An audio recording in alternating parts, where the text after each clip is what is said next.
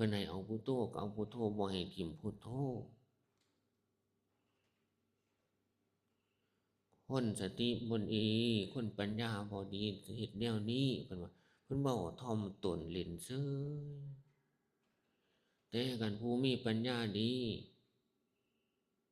เพิ่นก็เฮ็ดอีกแนวหนึ่งอันนั้นเพิ่นสิเว้าแบบง่ายๆถ่อมตนเพิ่นก็คือเพิ่นสร้างสติสร้างสมาธิยามเมื่อสติสมาธิดีจิตใจสงบแล้วเพิ่นจังยกขึ้นสู่วิปัสสนาฉะนั้นเพิ่นไปอยู่ดงอยู่ป่าอยู่ไสก็ตามมีคำบริกรรมอันเดียวคือพุทโธพุทพุทพุทพุทโธโธโธโธโธบริกรรมอยู่ในใจนั่น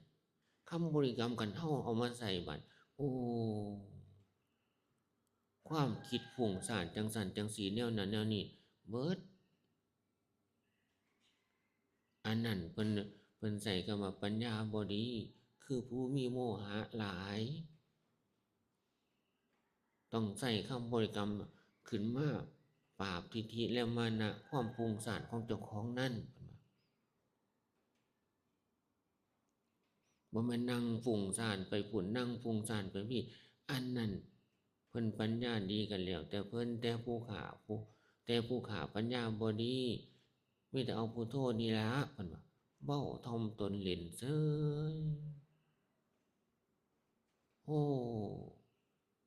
สมัยเก่าเป็นแนวนั้นแต่ว่าซุมื้อนี้ครูบาอาจารย์ในภาคภาวนาสมบูรณ์กันเลยเฮาก็เลยได้บริกรรมคำบริกรรมหลากหลายเพื่อที่ท่านกิเลสนั่นแหละ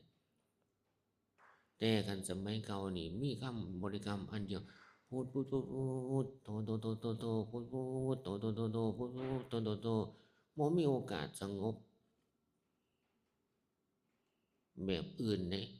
มีโอกาสสงบแบบสมาธิที่ชัดเจนแนวไหนอย่างมาพุทโธโธโธพุทโธโธพุทโธโธไล่ขึ้นไล่ลงใดก็นึงหยุดกึกโดดคำบริกรรมนั้นพุทหยุดนิ่งเฉยคล้ายๆคำว่าเบรกของมาหนักๆแต่ว่างปึ๊บย่ามมาว่างปุ๊บแล้วนิ่งโดดย่ามมานิ่งมีสติอยู่หันคำบริกรรมดีๆนี่เฮาบริกรรมไปดีๆที่ต่อกันดีๆนี่พุทโธโธโธพุทโธโธโธพุทโธมือเฮามันแน่นเข้าตัวเฮามันตรงขึ้นมาร่างกายเบาดีๆดีๆสติดีๆนี่พุทโธโธพุทโธไล่จังสิหยุดกึกนิ่งเฉยโอ้คันฮอดมองหันบัดเฮาบ่ได้ฝืนคำบริกรรมเกิดขึ้นเลยมันนิ่งของมันเฉยอันผีก็เศร้าญาติอันความฟุ้งซ่านก็บ่ถามหา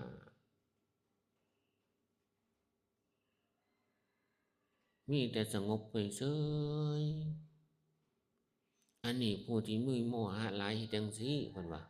โอ้แม่นอันนี้ก็ใส่อุบายเอาตามความถนัดแม้เฮาเจ้าค่อยเพียรสร้างอยู่นี่ก็พองน้อยุบน้ออันนี้ก็แม่นตามเหตุของพ่อแม่ครูบาอาจารย์ผู้เพิ่นฉลาดเป็นนักปราชญ์เพิ่นแจ่มแจ้งแล้วแต่เฮาผู้บ่ทันแจ่มแจ้งก็สิไปติคำนั้นติคำนี้ฉะนั้นเฮาผู้บ่แจ่มแจ้งคิดนำพ่อแม่ครูบาอาจารย์จริตเฮามีแนวใดแล้วมันสิไปทางนั้นฉะนั้นก็เพียรเอายามเมื่อเฮาเพียรเอาฮอดหม้องมันสงบมันขิมโลดเอาคำบริกรรมนั้นพองหนอยุบหนอพองหนอยุบหนอพองหนอยุบหนอไปดีๆฮอดหม้องกันหยุดกึกคือกันนั่นแหละคันเป็นคณิกะสมาธิเข้าสู่อุปจารสมาธิแหละในขณะที่ขณะเฮาพองหนอยุบหนอหรือพุทโธนี่เป็นคณิกาสมาธิแต่ว่ากันเข้าไปสู่อุปจารสมาธิแหละคำบริกรรมสติเฮาดีๆได้หยุดกึกโลด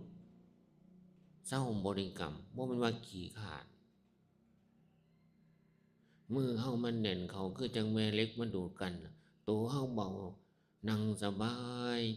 คำบริกรรมหยุดไปเองหยุดแบบซึ่งหน้าบ่มันขี้คร้านแล้วก็ฮู้พร้อมว่ามันหยุดตอนเฮาว่าแนวใดอันนี้คือมันเข้าไปสู่อุปจารสมาธิแบบซึ่งตรงซื่อๆบ่ได้มีความสงสัยยามเมื่อมันอิ่มโตผลมันจังสิออกมามีคำบริกรรมคันมันยังบ่ทันอิ่มโตมันยังเป็นอุปจารสมาธิอยู่หั่นมันก็สินิ่งของมันเฉยฮู้อยู่อิหยังก็ได้หูก็ยังได้ยินยังสัมผัสอยู่ยังหูอยู่แต่มันก็นิ่งเฉยอันนั้นมันได้ความสุขที่ละเอียดกว่าความสุขที่ปราณีตกว่าคันผู้ใดเฮ็ดได้จังซี่ผู้นั้นบ่ทันได้ตายดอกแต่ว่าไปสู่พรหมแล้วคันละเอียดกว่านั้นเข้าไปอีกโอ้นเบิ่งลมหายใจอยู่หั่น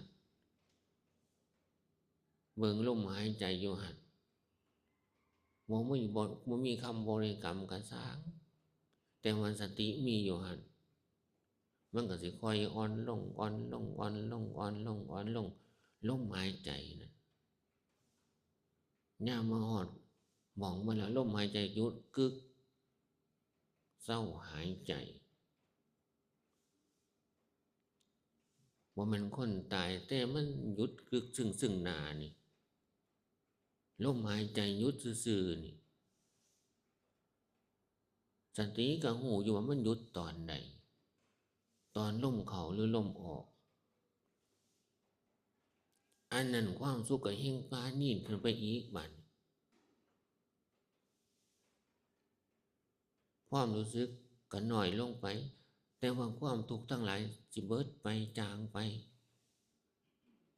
บ่ได้ทุกข์ทรมานเลยนั่งอยู่หั่นอันนี้มันสิลงลึกลงไปเรื่อยปราณีตไปเรื่อยในขณะที่มันเบิดลมหายใจนี่คันเฮาเบิ่งว่าสังเกตเริ่มแรกคันเข้าไปสู่อุปจารสมาธินี่ลมหายใจที่จมูกเฮานั่นมันสิเย็นคือจังท่อแอร์นี่คันคณิกาสมาธินี่ลมเฮาเข้าออกยังร้อนอยู่ที่ปลายจมูกเฮานั่นแต่กันเข้าไปสู่อุปจารสมาธินี่ลมหายใจเข้าออกที่ปลายจมูกเริ่มเย็น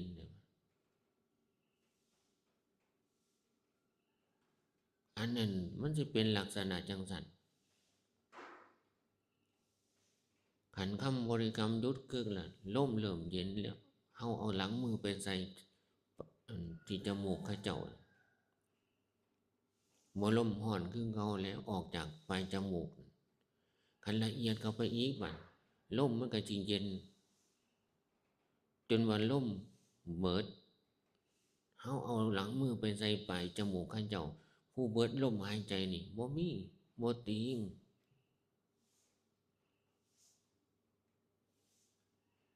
เฮาไปจับเบิ่งมือเบิ่งเนื้อเบิ่งหนังเบิ่งเท้าเบิ่งหน้าเย็นเย็นของอากาศแนวหนึ่งเฮาอยู่หน้าหนาวจังสิจับเนื้อเฮาเย็นแนวหนึ่งแต่ว่าผู้เพิ่นนั่งแล้วจิตสงบนั่นน่ะเฮาไปจับหน้าร้อนมันเย็น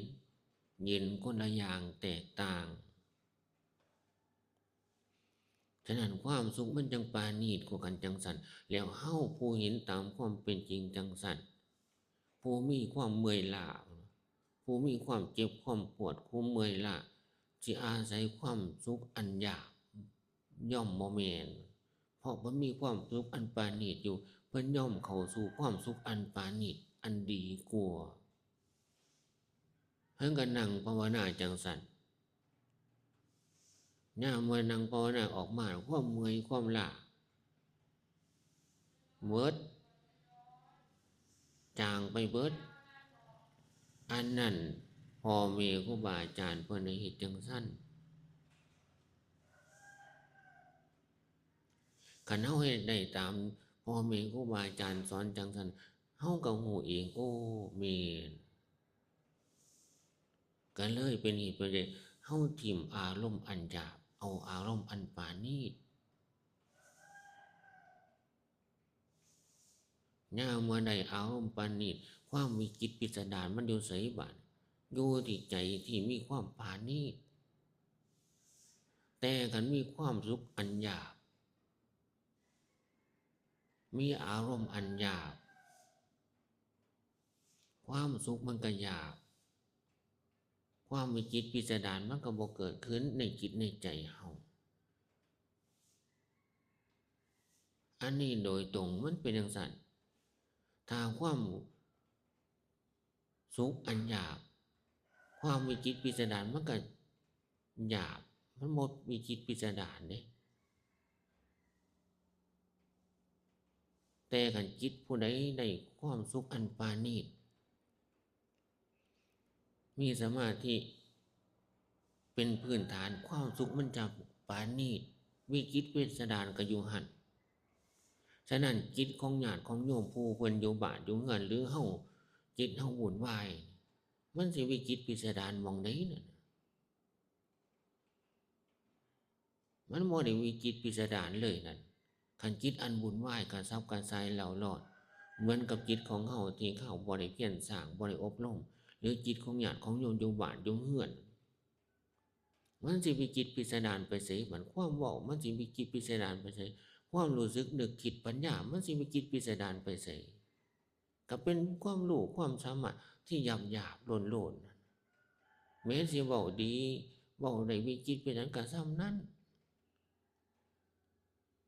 แต่ว่าความรู้สึกความสุขที่วิจิตรพิสดารบ่เกิดในจิตในใจข้าเจ้าสู้ผู้ที่จิตใจสงบบ่ได้มันสิเห็นความแตกต่างจังซั่นโลดคันผู้ภาคภาวนาจิตใจสงบแล้วฉะนั้นอันนี้เฮาทั้งหลายญาติโยมครูบาอาจารย์ได้เพียรสร้างจังซี่โอ้เพิ่นจังใส่คำว่าบุญล้นฟ้าเหลือแผ่นดินโอ้มันเป็นจังซี่ตั่วข้าเจ้าคนทั้งหลายส่วนมากข้าเจ้าเอาแต่ความสุขที่หยาบๆข้าเจ้าก็ได้ความสุขแบบหยาบๆยามเมื่อได้ความสุขแบบหยาบๆข้าเจ้าบ่มีโอกาสได้ทำความเพียรข้าเจ้าบ่มีโอกาสได้ความสุขอันปราณีตข้าเจ้าก็มีหยังแบบหยาบ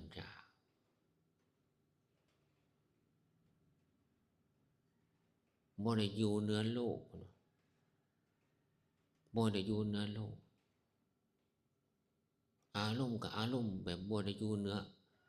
โลกอยู่ใต้แม่นเบิดโอ้เป็นจังซั่นยามมาเห็นตามความเป็นจริงจังซี่แล้วก็ครูบาอาจารย์ก็เพียรเอาเด้อเขาหน่อยเด้อญาติโยมทั้งหลายเพียรเอาตายว่ามื้อข้างหน้าเฮาสิตายอยู่ดอกคันมื้อข้างหน้าเฮาสิตายแล้วสิมาเหยาะกันหัวกันเล่นอยู่จั่งซี้คันเหยาะกันหัวกันเล่นอยู่จั่งซี้ความสุขที่ปราณีตมันบ่เกิดขึ้นนี่บะเสียเวลาทิ่มคิดแนวนั้นว่าเสียเวลาทิ่ม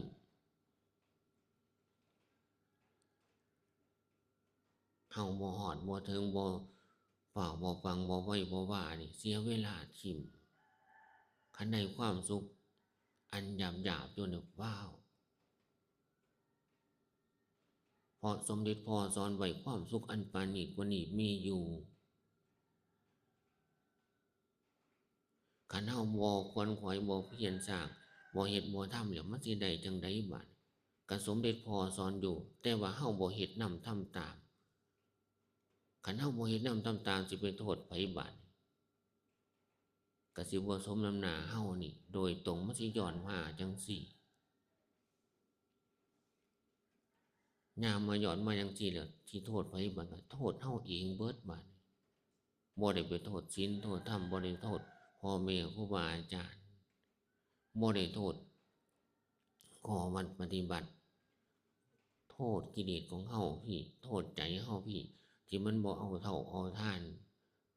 โทษความขี้ขลาดมักง่ายโทษสันดานที่ฝึกมาจังซี่มันบ่ทิ่มบ่ละบ่ว่าง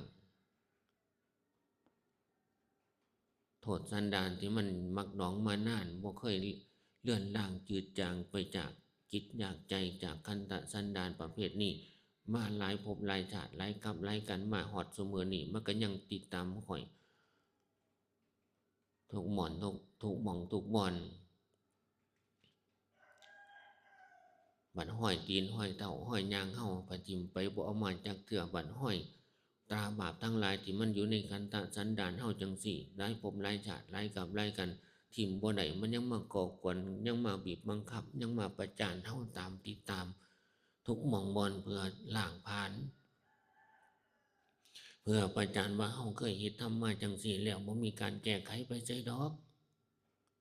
คล้ายๆกับเป็นแนวนั้นแหละคันมันเป็นลักษณะเฮาคิดพ้อปรับคิดพ้ออารมณ์ของเจ้าของคิดพ้อความประพฤติของเจ้าของคิดพ้อมารยาทของเจ้าของแล้วก็โอ้ยเกิดจังนำประจานเฮาแท้ทุกหม่องบ่อนยืนเดินนั่งนอนก็แม่นเจ้านี่เบียดเบียนทุกหม่องบ่อนทุกขณะจิตคือจังเจ้านี่ประจานข่อยคือจังเงาติดตามตัวแต่น้อกรรมเรานี่ปานใดสิเบิดเสียงสิ้นไปจากคันดะสันดานกิริยามายาความประพฤติทางกายวาจาใจสังเมายะโสโอหังคือบ่เข้าสู่ศีลธรรมอันดีงามนั้นเพิ่นผู้กล่าวไว้ผู้ประเสริฐเพิ่นแจ่มแจ้งแท้น้อปันใดสิได้ละได้ถิ่มปันใดสิได้ละของบ่ดีนี่ที่นำประจานทุกหม่องบ่อนยืนเดินนั่งนอนก็นำประจานอยู่จังสี่ปันใดสิถิ่มได้ความประพฤติจังสี่มารยาทจังสี่จิตใจเรานอนจังสี่มั่มประจานอยู่จังสี่ผู้ขาเห็นแล้วจำเป็นเจ้ากรรมนายเวรคักแท้ทำไมบ่อิ่มใจแท้น้อเฮาบ่เพียรสร้างนั่งภาวนามันสิเห็นอยู่ดอกคันมองเบิ่งคักๆยามเมื่อกิเลสมันอยู่ในกันดานสันดานมันมีมันประจานมันสิเป็นแนวนั้นยามเมื่ออารมณ์เหล่านั้นกิเลสเหล่านั้นมันเบิดไปมันจางไปเฮาจังโอ้ยพอไข่แน่พอได้อิ่มใจแน่ฉะนั้นวันเวลามีโอกาสได้เปลี่ยนจากจังซี่เพิ่นจังยกจังหย่องจังย่อผู้ปฏิบัติธรรมนั้นเพิ่นจังยกจังหย่องจังย่อผู้ปฏิบัติธรรมนั้นเป็นใส่เพิ่นใส่คำว่าเป็นงานสันสูงเป็นยอดของคนยอดของธรรมที่สมเด็จพ่อพระองค์นั้นทรงสรรเสริญเฮาได้เฮ็ดสิ่งที่พระองค์สรรเสริญเฮาสิบ่อิ่มใจสิเป็นไปได้บ่คันมันจิตเป็นสัมมาทิฏฐิมันสิขี้คร้านอยู่บ่มันสิเบื่อหน่ายมันสิรำคาญอยู่บ่คันจิตเป็นสัมมาทิฏฐิแต่ว่าจิตที่เป็นมิจฉาทิฏฐิเท่านั้นล่ะที่มันบ่อิ่มใจจิตที่เป็นมิจฉาทิฏฐิมันสิบ่อิ่มใจบ่ภูมิใจบ่สุขใจมันสิเบื่อหน่ายรำคาญแล้วก็ติอันนั้นจิตที่เป็นมิจฉาทิฏฐิมันเกิดขึ้นในขันธสันดานเห็นเพิ่นเฮ็ดเห็นเพิ่นเปลี่ยนเห็นเพิ่นสร้างเห็นเพิ่นเดินเห็นเพิ่นนั่งเห็นฮู้แต่มันไม่อิ่มใจมันยังตีอีกต่างหากอันนี้คือมันนำประจานจิตที่เป็นมิจฉาทิฏฐิมันนำประจานแต่ถ้าจิตที่เป็นสัมมาทิฏฐินะโอ้ยเห็นเพิ่นเฮ็ดเห็นเพิ่นเปลี่ยนเห็นเพิ่นสร้างมีแต่อิ่มอกอิ่มใจแม้เจ้าของได้เฮ็ดได้เพียรได้สร้างก็อิ่มอกอิ่มใจฉะนั้นเฮาสิเห็นที่เป็นสัมมาทิฏฐิกับมิจฉาทิฏฐิของง่ายๆจังซี่ฉะนั้นความที่เป็นสัมมาทิฏฐิจะมีความอิ่มอกอิ่มใจในธรรมได้ทำความเพียรและอิ่มอกอิ่มใจปิติและสุขทั้งหลายเกิดขึ้นจิตที่เป็นสัมมาทิฏฐิจะเป็นลักษณะนี้แม้จะเข้าสู่สมาธิสมาบัติมรรคผลนิพพานจิตที่เป็นสัมมาทิฏฐิ มันก็ไม่เบื่อหน่ายไม่รำคาญมีแต่อยากจะทำความเพียรโอ้นไปเรื่อยๆจังสั้นอย่างมาสิเขาสู่มรรคผลนิพพานกันจิตที่เป็นสัมมาทิฏฐิมันเข้าสมาธิสมาบัติมรรคผลนิพพานแต่จิตที่เป็นมิจฉาทิฏฐินั่งไปจิตใจสงบคิดพอความคิดพอนั่นคิดพอนี่หัวใจหักว้ามอันนั้นจิตที่เป็นมิจฉาทิฏฐิบาปที่เป็นมิจฉาทิฏฐิทำให้จิตที่กำลังจะสงบนั้นให้แตกซ่านออกมาแม้ในขณะที่จะเข้าสู่มรรคผลนิพพานหรือยังไม่เข้าสู่มรรคผลนิพพานจิตที่เป็นมิจฉาทิฏฐินั้นจะขึ้นสู่วิปัสสนาญาณในญาณที่สี่เห็นความเกิดดับก็ไม่มีอันนั้นจิตที่เป็นมิจฉาทิฏฐิแม้สิขึ้นสู่วิปัสสนาญาณในญาณที่สี่มันก็เกิดขึ้นบ่ได้อันนั้นมันเป็นอารมณ์ตั้งใจแม้วิปัสสนาญาณแก่กล้าแล้วจะเข้าสู่มรรคผลนิพพานพระไตรลักษณ์เกิดขึ้นกำลังบ่พอเพราะจิตที่เป็นมิจฉาทิฏฐิมันมาตัดรอนทำให้กำลังที่มีอยู่แล้วนั้นอ่อนกำลังพระไตรลักษณ์สิเกิดจุดแต่ว่ากับความคิดแสบมาปั๊บถอยยาวเป็นหอดพุ่นไม่เห็นสิได้บรรลุมรรคผลนิพพานจิตที่เป็นมิจฉาทิฏฐิก็ยังไปขัดขวางแต่กันจิตที่เป็นสัมมาทิฏฐิบัดพอพระไตรลักษณ์เกิดขึ้นบ่มีแนวกลางกันบ่มีอารมณ์อื่นมากลางกันพระไตรลักษณ์มันเกิดขึ้นบ่มีแนวมาขัดขวางมันก็ไปของมันเองในอนิจจังทุกขังอนัตตาเข้าสู่มรรคผลนิพพานหุ้นขันจิตที่เป็นสัมมาทิฏฐิมันทรงหอดไปในแนวนั้นบ่มีแนวกลางกันบ่มีแนวขัดขวางอันนี้หน้าที่ของจิตที่เป็นสัมมาทิฏฐิและมิจฉาทิฏฐิกลางกันเบื้องต้นทำกลางในที่สุดให้ผลกับเบื้องต้นทำกลางในที่สุดคือกันมวลว่าอันในพื้นหยาบนี่แม้ภาคปฏิบัติสิได้บรรลุมรรคผลนิพพานกับจิตที่เป็นสัมมาทิฏฐิจังใดแต่ว่ากันจิตที่เป็นมิจฉาทิฏฐิมันบ่ได้บ่เกิดฮู้อยู่ว่ามันสิเกิดคือจังสงบนี่คือกันจิตกำลังสิสงบเอาแล้วบัดโอ้ยเกิดพอปั๊บหัวใจหักว้าวนังเถื่อจนน้ำตาพังเย้ากำลังสิสงบดีกำหนดไปนี่เกิดพอปั๊บหัวใจหักว้าวนั่งไห้พุ่นเลยพุ่นใดจิตที่เป็นมิจฉาทิฏฐิมันให้ผลฉะนั้นก็ตั้งจิตตั้งใจคิดว่าคือสิเป็นประโยชน์เกื้อกูลสมบูรณ์ต่อกันในท้ายที่สุดนี้มีโอกาสมาเยี่ยมทำหน้าที่สมเด็จพ่อแม่ครูบาอาจารย์ผู้เพิ่นแจ่มแจ้งแล้วมีแล้วก็จงเป็นเหตุเป็นปัจจัยเฮาทั้งหลายผู้เดินตามทางนี้คุณธรรมเราได้ดีบ่หันมีบ่หันดีบ่หันแจ่มแจ้งบ่หันสมบูรณ์ด้วยกายวาจาใจประพฤติปฏิบัติตามธรรมคำสั่งคำสอนบ่ได้คิดบ่ได้ขินบ่ได้ขัดบ่ได้ปฏิบัติออกนอกรูนอกทางโดยการที่มีกิเลสอยู่ในกันตสันดานแต่ว่าข่มจิตข่มใจคิดนำทำตามจังที่สัจจะแห่งความจริงนี้จงเป็นเหตุเป็นปัจจัยผู้ขามีส่วนได้ทอนซึ่งคุณธรรมบารมีธรรมจำแจงในธรรมที่บ่หันมีบ่หันเดินบ่หันมีบ่หันดีบ่หันเกิดบ่หันจำแจงขอจงมีจงดีจงเกิดจงจำแจงที่กายวาจาใจผู้ขาตั้งแต่บัดนี้เป็นต้นไปเด้อเพื่อนำใส่ศีลธรรมวัดว่าพันศาสนาให้หูเงืองไปหนาผู้ขาในยุไต่เท่าไต่ตีนไต่ฟ้าพระบาทศาสนาสัมมาสัมพุทธเจ้าทุกมองวันตาบตอนเต่าเขาสู่นิพพานเทพเทวาหนังนาคาในนามอินพรหมผู้มีสักหน่อยสักไกลขอบเขตจักรวาลเกี่ยวข้องกันมา เอาบุญหอดบุญเทิงเหลียวจงเป็นผู้สมบูรณ์อย่าได้บกพร่องคือจังผู้ขาเกิดมาพบนี่บกพร่องเดียวผู้ที่ประเสริฐทั้งหลายเกี่ยวข้องกันมาทุกท่านทุกดวงจิตทุกชีวิตจงเป็นผู้มีความสมบูรณ์ในธรรมที่บ่ให้มีบ่ให้ดีบ่ให้เกิดจงไปหอดทุกท่านเด้อแม้เพิ่นว่าเดินทางในวัฏฏะสงสารได้เป็นเศรษฐีกระดุมพี่มั่งมีสีสุขทรัพย์ภายนอกทรัพย์ภายในอดีตการมีอยู่จังสันจงเป็นเหตุเป็นใจได้เฮาเจ้าข่อยผู้เคียงผู้เพียรสร้างเดินทางในวัฏฏะสงสารจงเป็นผู้มั่งผู้มีผู้ดีผู้สมบูรณ์นำกันทรัพย์ภายนอกทรัพย์ภายในธนบัตรปัจจัยโชคลาภร่ำรวยมั่งมีสีสุขเข้าสู่มรรคผลนิพพานเกิดขึ้นในคันธะสันดานโดยเร็วพารันตั้งแต่บัดนี้เป็นต้นไปตลอดกาลนานเด้อตั้งจิตตั้งใจแบบนี้แล้วโอ้ยเอาสมบูรณ์นำกันเด้สมควรแก่เวลา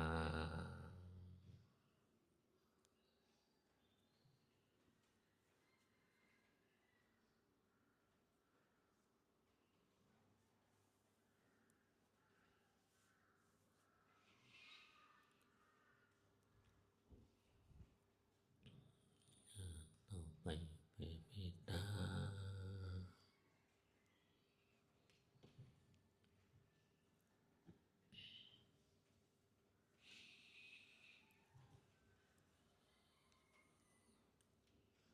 อังสุกิโตมิขอให้ข้าพเจ้าและสรรพสัตว์ทั้งหลายจงเป็นผู้ถึงสูงนิราชทุกข์อย่าได้มีเวรอย่าได้มีภัยอย่าได้มีความเบียดเบียนอย่าได้มีความเดือดร้อน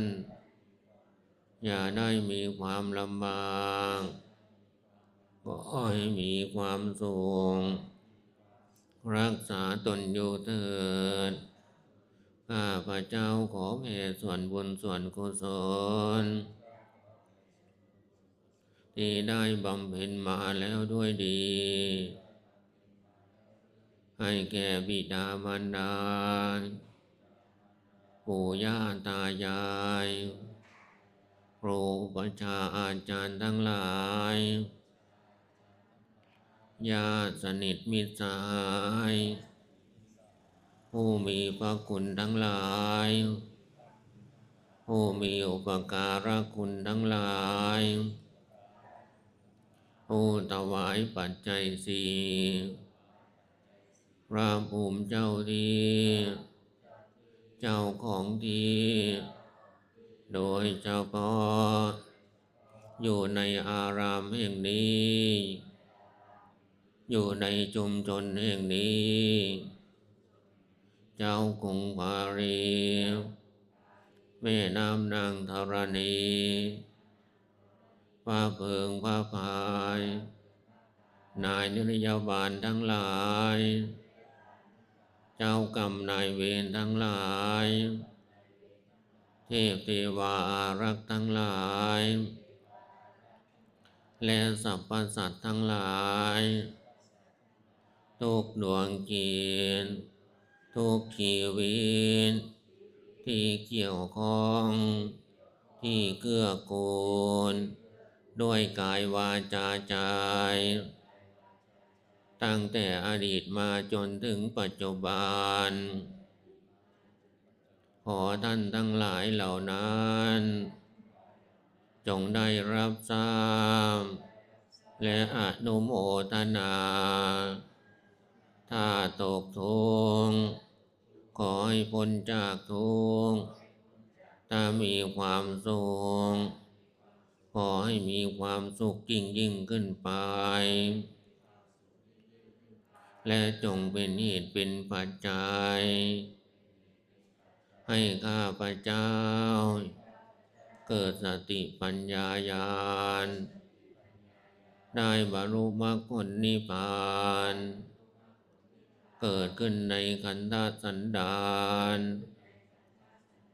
โดยเร็วพระราญตั้งแต่บัดนี้เป็นต้นไปเถิด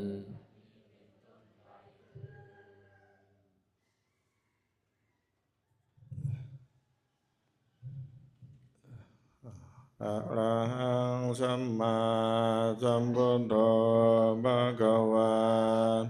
พุทธังภะคะวันตังอะภิวาเทสวากขาโตภะคะวะตาธัมโมธัมมังนัมมัสสามิสุปฏิปันโนภะคะวะโตสากสังโฆสังฆังนัมมามิเก็บบัตรนะ